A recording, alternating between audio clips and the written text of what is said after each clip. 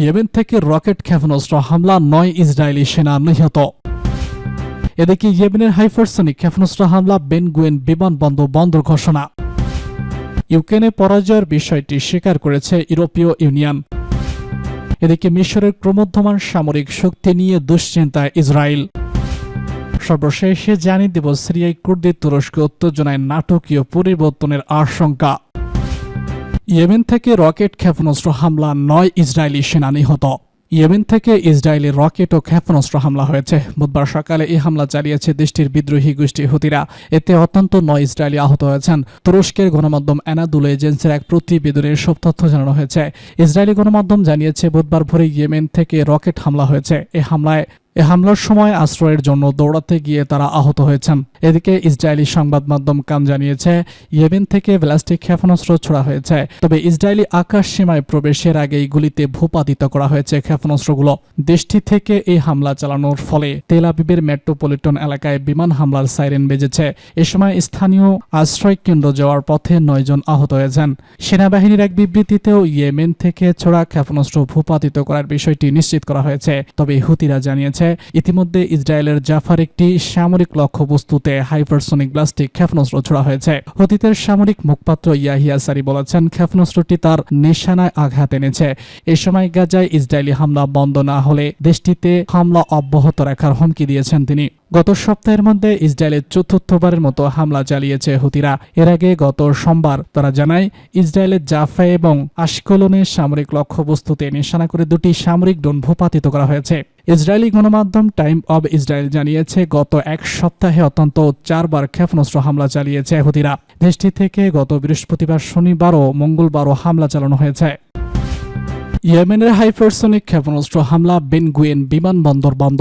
গাজা উপত্যকায় ইহুদিবাদী বাহিনীর ভয়াবহ গণহত্যা ও অপরাধযজ্ঞের প্রতিবাদে ইসরায়েলের একটি সামরিক অবস্থান লক্ষ্য করে নতুন করে হাইপারসনিক ক্ষেপণাস্ত্র হামলা চালিয়েছে ইয়েমেনের সশস্ত্র বাহিনী।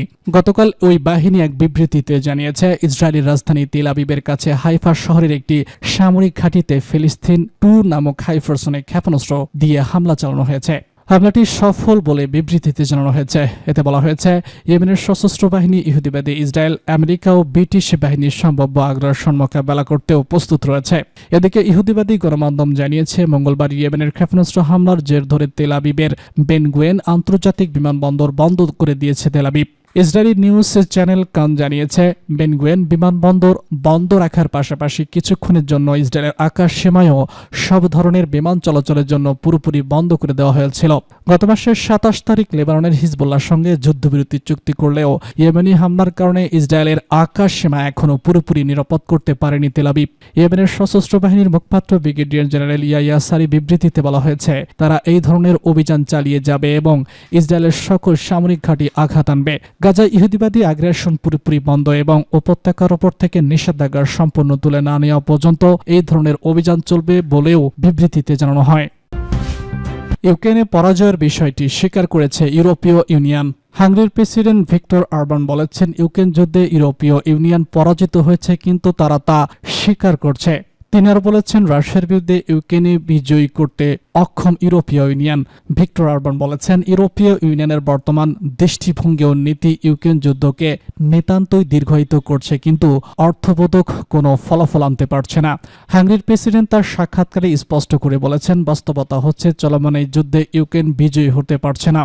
ব্যাজলেসের নেতারা নিজেদের স্পষ্ট বোধের মধ্যে বাস করছেন এবং তারা স্বীকার করতে রাজি নন যে তাদের কল্পনা মতো তারা এই যুদ্ধে জয়ী হতে পারবেন না। হাঙ্গেরির নেতা বলেছেন ইউক্রেনকে সামরিক সমর্থন দেওয়া অব্যাহত রাখা এবং মস্কোর বিরুদ্ধে নতুন নিষেধাজ্ঞা আরোপ হিতে বিপরীতে হতে পারে। তিনি আরও বলেছেন এসব নিষেধাজ্ঞা রাশিয়ার বদলে ইউরোপীয় ইউনিয়নকে দুর্বল করেছে, যদিও ব্যাজলেস এই সত্য স্বীকার করতে চায় না।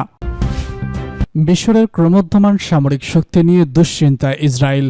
কায়রোতে নিযুক্ত ইসরায়েলের সাবেক রাষ্ট্রদূত হেভিড গুভরিন মিশরকে শান্তি চুক্তি লঙ্ঘনের জন্য অভিযুক্ত করেছেন।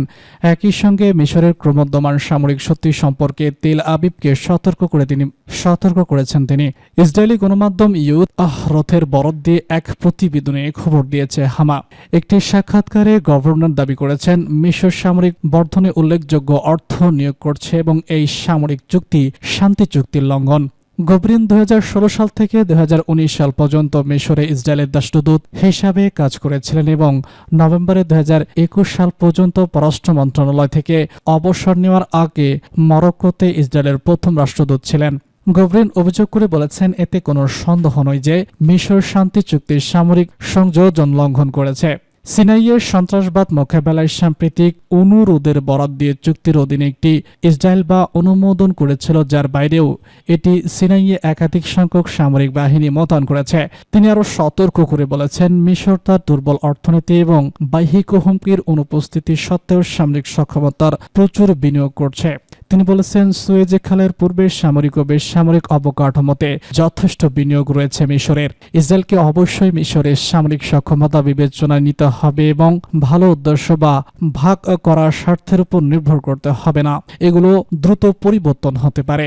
মধ্যপ্রাচ্যের শান্তির অবস্থানে 1979 সালের 26 মার্চ ঐতিহাসিক শান্তি চুক্তি করে মিশর ও ইসরায়েল। যুক্তরাষ্ট্রের মধ্যস্থতায় ওয়াশিংটনে সই হয় শান্তি চুক্তিটি। হাতে মিলান মিশর ও ইসরায়েলের নেতারা। সোহনি মোকাব যুক্তরাষ্ট্রের কাছে বলতে চাইছেন যে তার সরকারের পতন মানে মুসলিম ব্রাদারহুড ক্ষমতায় আসা। এখন মিশরের president Abdel Fattah al CC বলতে চাইছেন তার সরকার ক্ষমতা থেকে যাওয়া মানে গণতান্ত্রিক শক্তি ক্ষমতায় আসা, আর সেই শক্তি ইসরায়েলের প্রতি বৈরী হবে। তাই আদৌ মিশর সামরিক বাড়াচ্ছে কিনা তা নিয়ে সংশয় থেকে যায়, কারণ সামরিক শক্তি বাড়ালে ইসরায়েল এবং যুক্তরাষ্ট্রের বিভাজনে পরিণত হতে পারেন তিনি।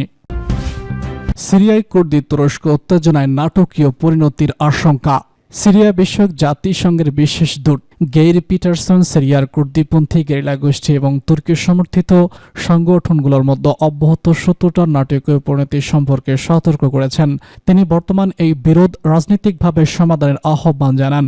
সংবাদ বার্তা সংস্থা রয়টার্সকে পিটারসন বলেছেন, যদি সিরিয়ার উত্তর পূর্বাঞ্চলের পরিস্থিতি সঠিকভাবে মোকাবেলা না করা হয় তাহলে পুরো সিরিয়ার জন্য তা খারাপ লক্ষণ হয়ে উঠবে। পিটারসন জোর দিয়ে বলেছেন, আমরা যদি ব্যর্থ হই তাহলে সেটা নাটকীয় পরিণতি বয়ে আনবে এবং বিপুল সংখ্যক মানুষ শরণার্থী হবে।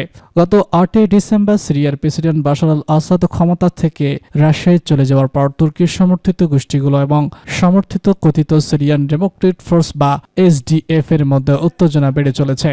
গত 9 ডিসেম্বর এসডিএফ বিবৃতি মানবিক শহরের নিয়ন্ত্রণ নেওয়ায় তুর্কি সমর্থিত সশস্ত্র গোষ্ঠীগুলো এছাড়া সিরিয়ার বাঁকানি শহরে তুর্কি সমর্থিত গেরিলারা হামলা চালানোর প্রস্তুতি নিচ্ছে বলে খবর বেরিয়েছে। অবস্থায় কুর্দিপন্থী ওয়াইজিপির নেতৃত্বাধীন এসডিএফ এই হামলা থেকে সম্পূর্ণ যুদ্ধবিরতির জন্য তাদের যোদ্ধাদের প্রত্যাহার করেছে। কিন্তু সিরিয়ার কার্যরত শাসক আবু মোহাম্মদ আল জুলানির সাথে রোববার বৈঠকের সময় তুর্কি পররাষ্ট্রমন্ত্রী হাকান ফিদান বলেছেন, ওয়াইজিবিকে সম্পূর্ণভাবে নিষিদ্ধ হতে হবে।